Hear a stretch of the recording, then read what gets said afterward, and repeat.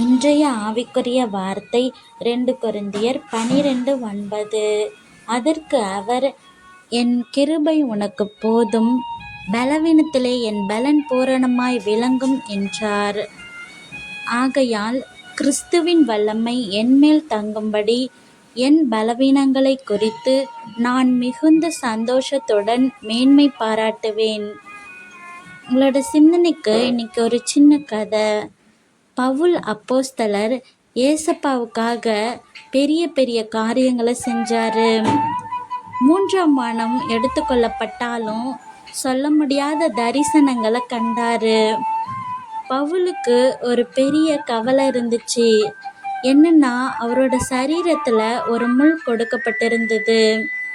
ஒருவேளை அவரோட வியாதியா இருக்கலாம், இல்லை கண் பிரச்சனையா இருக்கலாம், இல்லை ஒரு மனுஷனுடைய தொந்தரவா கூட இருந்திருக்கலாம்.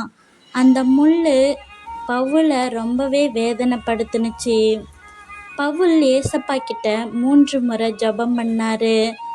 இந்த கஷ்டத்தை என்னை விட்டு எடுத்து போடுங்க, ஏன்னா இந்த கஷ்டத்தினால என்னால் முழுமையாக ஊழியம் செய்ய முடியல அப்படின்ட்டு ஜெபம் பண்ணாரு.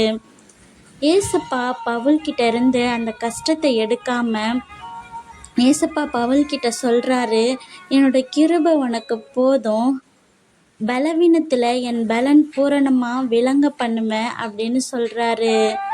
அப்புறமா தான் பவுலுக்கு புரியுது, ஏசப்பா இந்த கஷ்டத்தை என்னை விட்டு எடுத்து போடாமல் அந்த கஷ்டத்தை தாங்கக்கூடிய பலத்தை என்கிட்ட கொடுத்துருக்காரு. இனிமே நான் என்னோட பலவீனத்தை குறித்து வெட்கப்பட மாட்டேன், சந்தோஷமாக மேன்மை பாராட்டுவேன்.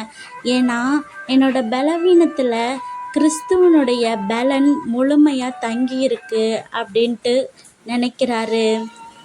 இதை கேட்டுட்ருக்க நம்மளோட வாழ்க்கையில் கூட நம்மளுக்கு பெரிய முள்ளாகிய கஷ்டங்கள், குடும்ப சூழ்நிலை, கடன், இப்படி எத்தனையோ விஷயங்கள் நம்ம மனசை போட்டு அழுத்துறப்ப ஏசப்பா கிட்ட இந்த கஷ்டத்தை என்னை விட்டு நீக்கி போடுங்க அப்படின்ட்டு நம்ம எத்தனையோ காரியங்களில் ஜெபம் பண்ணியிருப்போம்.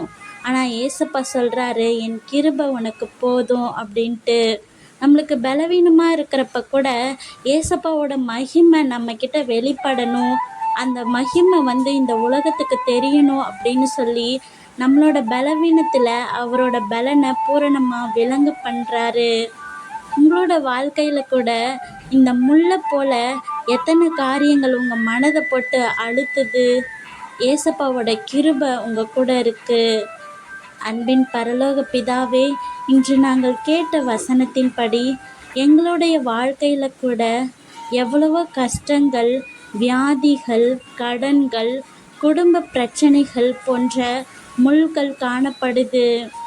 இந்த முள்கள்லேருந்து உங்கள் கிருபை எங்கள் கூட இருக்கிறதுனால உமக்கு ஸ்தோத்திரம். எங்கள் பலவீனத்தில் உங்கள் பலன் பூரணமாக விளங்குறதுக்காக நன்றி.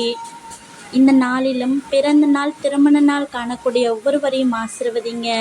அவங்க வாழ்க்கையில் இன்னும் அதிகமான வெற்றிகளை பெற கிருபை செய்யுங்க. ஆமேன்.